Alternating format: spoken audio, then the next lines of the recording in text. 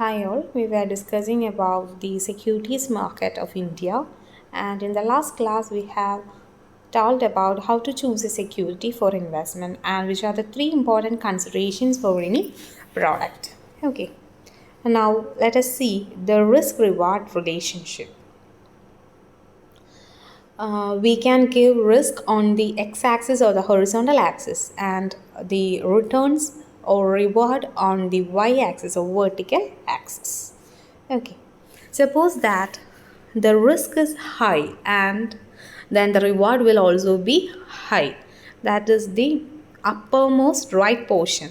Okay, there we shall indicate the derivatives which include equity and equity oriented products. Okay, അപ്പോൾ risk ഹൈയും reward ഹൈയും എന്ന് പറയുന്ന ആ ഒരു ഏരിയയിൽ കാണിച്ചിരിക്കുന്നത് ഡെറിവേറ്റീവ്സ് ഇക്വിറ്റി അതുപോലെ തന്നെ equity oriented പ്രോഡക്റ്റുകളാണ്.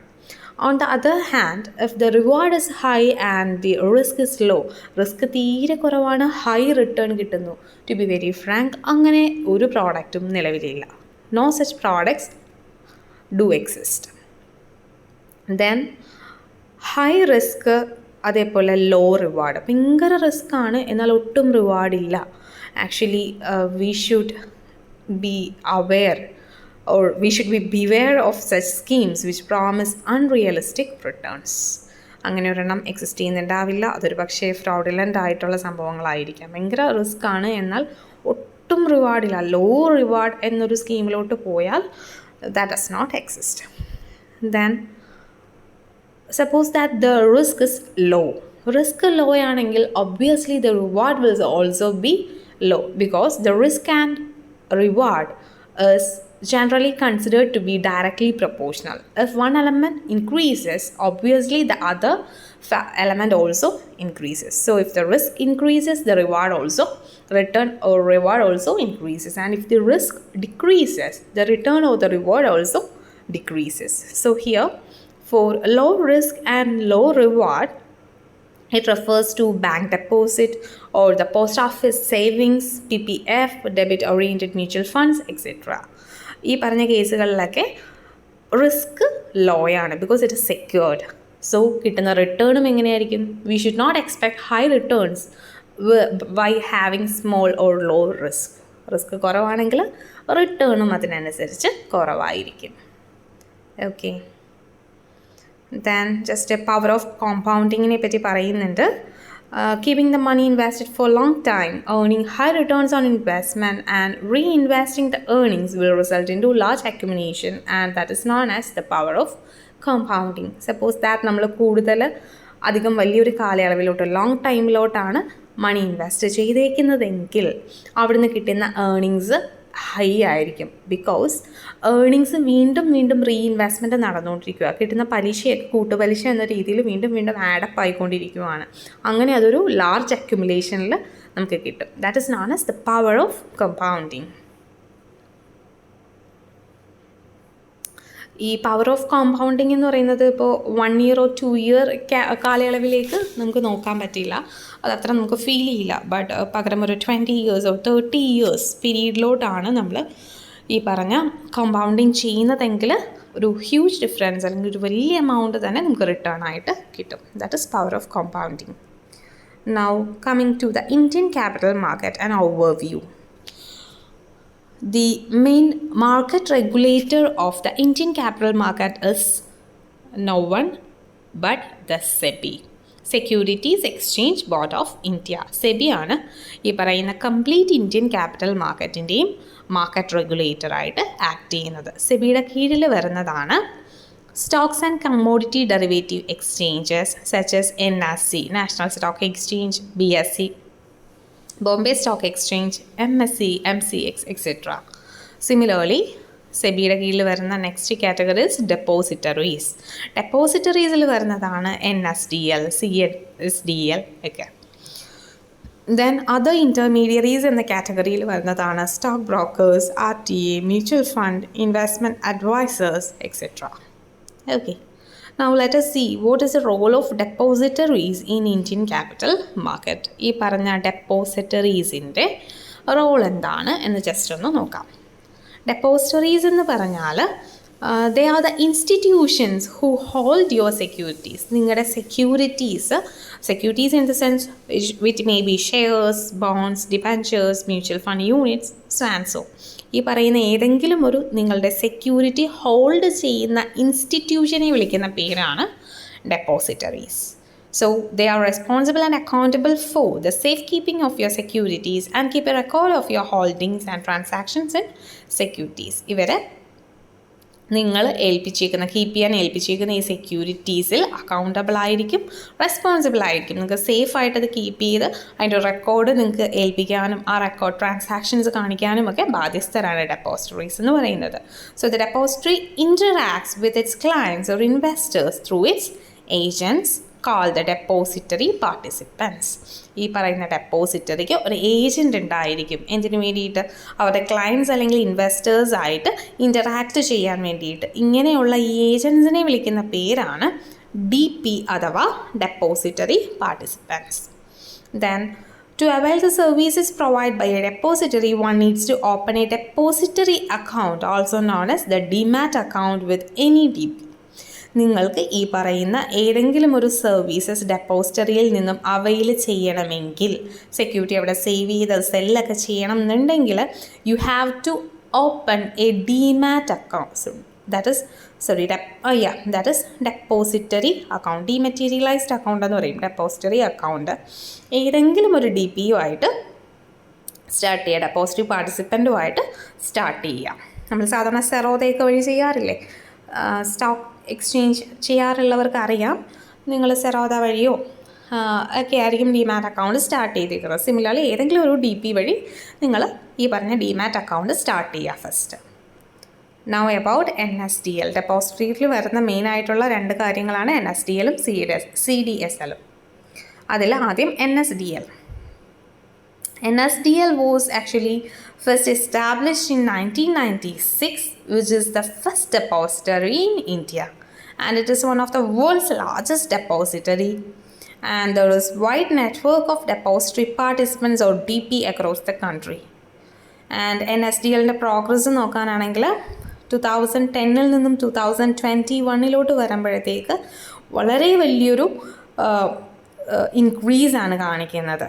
The custody value in lakhs ആണ് താഴെ എക്സ് ആക്സിസിൽ കാണിച്ചിരിക്കുന്നത്, ആ ഇൻക്രീസ് ഇൻ വാല്യൂ കാണിച്ചിരിക്കുന്നത്. ഓക്കെ, NSDLന്റെ പ്രോഗ്രസ് ജസ്റ്റ് ഒന്ന് ഗ്രാഫായിട്ട് കാണിച്ചിട്ടുണ്ട്.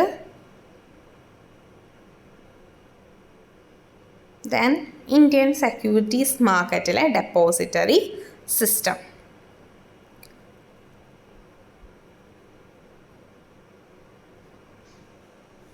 ഓക്കെ, നൗ ഡെപ്പോസിറ്ററി സിസ്റ്റത്തിനെ പറ്റിയിട്ടാണ് പറയുന്നത്. NSDLൻ്റെ കുറച്ചുകൂടെ ഡീറ്റെയിൽസാണ് കാണിക്കുന്നത്. അതിന് മുന്നേ എന്താണ് NSDLൻ്റെ full form? Anyone knows? That is nothing but the national securities depository limited. അതാണ് NSDL എന്ന് പറയുന്നത്. ഓക്കെ, അതിൽ ഇന്ത്യൻ സെക്യൂരിറ്റീസ് മാർക്കറ്റിലെ ഡെപ്പോസിറ്ററി സിസ്റ്റം നമ്മൾ ജസ്റ്റ് നോക്കുകയാണ്. NSDLുമായിട്ട് കണക്റ്റഡ് ആയിരിക്കും ഇഷ്യൂർ കമ്പനി അഥവാ RTA. ദെൻ അവിടെ നിന്നും ക്ലിയറിംഗ് കോർപ്പറേഷൻ, അതായത് NSE ക്ലിയറിംഗ് ലിമിറ്റഡ് അല്ലെങ്കിൽ ഇന്ത്യൻ ക്ലിയറിംഗ് കോർപ്പറേഷൻ ലിമിറ്റഡ് ഒക്കെ ഉണ്ടാവും. അവിടെ നിന്ന് ഇപ്പുറത്തോട്ട് സ്റ്റോക്ക് ബ്രോക്കേഴ്സായിട്ട് കണക്ഷൻ കാണും, അല്ലെങ്കിൽ അടുത്തൊരു ഡെപ്പോസിറ്ററി പാർട്ടിസിപ്പൻറ്റ് 1 അല്ലെങ്കിൽ ഡെപ്പോസിറ്ററി പാർട്ടിസിപ്പൻറ്റ് 2 ആയിട്ട് NSDLന് കളക്ഷൻ കാണും, അല്ലെങ്കിൽ അതർ ഡെപ്പോസിറ്ററീസുമായിട്ട് കണക്ഷൻ കാണും. നേരത്തെ പറഞ്ഞ ഇഷ്യൂർ കമ്പനിയായിട്ട് കണക്ഷൻ ഉണ്ട്. ഈ പറഞ്ഞ DP വഴി ഡെപ്പോസിറ്ററി പാർട്ടിസിപ്പൻറ്റ് 1 അല്ലെങ്കിൽ 2 വഴി വീണ്ടും സ്റ്റോക്ക് ബ്രോക്കേഴ്സുമായിട്ട് അല്ലെങ്കിൽ ട്രേഡിംഗ് മെമ്പേഴ്സുമായിട്ട് കണക്ഷൻ വരുന്നു. ഇപ്പോഴത്തെ ഇൻവെസ്റ്റേഴ്സുമായിട്ട് at the very same time connection വരുന്നു. അങ്ങനെ കുറേയധികം depository participants DP1, DP2, DP3 അതേപോലെ കുറേയധികം പാർട്ടിസിപ്പൻസ് ഹോൾ മാർക്കറ്റിൽ, സെക്യൂരിറ്റി മാർക്കറ്റിൽ എക്സിസ്റ്റ് ചെയ്യുന്നുണ്ട്. ഇതിനെയൊക്കെ കൺട്രോൾ ചെയ്യുന്ന സെൻട്രൽ സിസ്റ്റം NSDL ആണ്. Now starting the investment in securities market. നമ്മൾ സെക്യൂരിറ്റീസ് മാർക്കറ്റിൽ ഒരു ഇൻവെസ്റ്റ്മെൻറ്റ് സ്റ്റാർട്ട് ചെയ്യണമെങ്കിൽ what all things do you want? ഇപ്പോൾ പുതിയതായിട്ടൊരു ഷെയർ ട്രേഡ് ചെയ്യാൻ ആഗ്രഹിക്കുന്നവർ അല്ലെങ്കിൽ സെക്യൂരിറ്റീസ് വാങ്ങാനും ട്രേഡ് ചെയ്യാനും ആഗ്രഹിക്കുന്നവർക്ക് ഉള്ള basic ഡൗട്ടായിരിക്കും what accounts do I need in order to start this investment in the securities market, or how can I do that? അങ്ങനെ ഒരു ഡൗട്ട് ഉണ്ടാവും. അതിന് വേണ്ടിയിട്ട് നമുക്ക് ആവശ്യമുള്ള മെയിൻ ആയിട്ടുള്ള 3 അക്കൗണ്ടുകളുടെ ഡീറ്റെയിൽസ് ആണ് പറഞ്ഞേക്കുന്നത്. First one is bank account.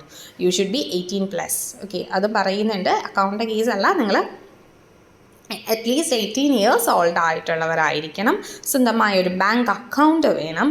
അതേപോലെ you should be having trading or broking account as well as demat account. ഈ 3 കാര്യങ്ങളാണ് നിങ്ങൾക്ക് വേണ്ടത്. ഇനി ഡിമാറ്റ് അക്കൗണ്ട് എങ്ങനെ സ്റ്റാർട്ട് ചെയ്യാം? What all are the documents that are required for opening A demat account? First one is pan card. നിങ്ങൾക്ക് നിർബന്ധമായും pan card ഉണ്ടായിരിക്കണം. ദെൻ ആധാർ കാർഡ് അല്ലെങ്കിൽ ഏതെങ്കിലും ഒരു solid identity proof along with your address. It can be either Aadhaar card, your passport, voters ID or driving license which is linked with your mobile number. ആധാറൊക്കെ ആണെങ്കിൽ mobile നമ്പറുമായിട്ട് linked ആയിട്ടുള്ള, നിങ്ങൾ ഏത് mobile number വെച്ചിട്ടാണോ transaction ചെയ്യാൻ ഉദ്ദേശിക്കുന്നത് ആ നമ്പറുമായി link ചെയ്തിട്ടുള്ള Aadhaar card ഉണ്ടാവണം. അല്ലെങ്കിൽ ഏതാണോ നിങ്ങളുടെ ID പ്രൂഫ് അതുമായിട്ട് ആ നമ്പർ ലിങ്ക്ഡ് ആയിരിക്കണം. Then you should have a bank passbook or statement or any cancel cheque in order to provide for the proof of bank account. Bank account ഒരു proof കൊടുക്കാൻ വേണ്ടിയിട്ട് ഇത് കാണിക്കുക. സോ ഒരു bank account വേണം, അതിൻ്റെ proof കൊടുക്കണം, ഐഡൻറ്റിറ്റി പ്രൂഫ് കൊടുക്കണം, ആൻഡ് പാൻ കാർഡ് ഐഡൻറ്റിറ്റി കാർഡായിട്ട് നമ്മൾ അംഗീകരിക്കുന്നില്ല. സെപ്പറേറ്റ് പാൻ കാർഡ് ഉണ്ടായിരിക്കണം in order to start a demat account. Then use of your demat account. ഈ പറഞ്ഞ dematerialised account or demat account കൊണ്ടുള്ള യൂസ് എന്താണ്? You can apply for IPOs or NFOs. IPOs means initial public offers, അല്ലെങ്കിൽ അതേപോലെ NFOs. Then you can receive the allotment directly in DMAT account by mentioning your DPID and client ID in application or subscription form. അപ്പോൾ ഈ പറഞ്ഞ client ID അല്ലെങ്കിൽ DPID ഒക്കെ കാണിക്കാൻ വേണ്ടി application ഫോമിൽ നിങ്ങൾക്ക് ഈ പറഞ്ഞ ഡിമാറ്റ് അക്കൗണ്ടിൻ്റെ നമ്പറൊക്കെ യൂസ് ചെയ്യാൻ പറ്റും. ഈ IPOs വാങ്ങാനോ അല്ലെങ്കിൽ NFOsന് വേണ്ടിയിട്ടോ ഒക്കെ യൂസ് ചെയ്യാം. Then in order to receive corporate benefits like bonus, rights, etc., you should have a DMAT account because your fund will be transferred only through this DMAT account. Then cash benefits like dividend, interest or any maturity amount payable on bonds, etc. This all will be directly linked with your bank account, and you have to keep your bank details updated in DMAT account. If there is any changes for your bank account, you must certainly update it in DMAT account. Otherwise, your fund will be transferred to your old account. Then another uses is in getting finance against your investments through loan against shares or digital LAs. Loan against shares വഴി അല്ലെങ്കിൽ digital loan against shares വഴി നിങ്ങൾക്ക് easy finance കിട്ടാൻ help ചെയ്യുന്നു demat account. And finally participate in securities lending and borrowing scheme. Security ലെൻഡിങ്ങോ borrowing സ്കീമിലോ ഒക്കെ നിങ്ങൾക്ക് പാർട്ടിസിപ്പേറ്റ് ചെയ്യണമെങ്കിൽ അതിനും ഡിമാറ്റ് അക്കൗണ്ട് യൂസ് ചെയ്യാൻ പറ്റും. So I think that is enough for today's class. Rest let us discuss in the next class. Thank you.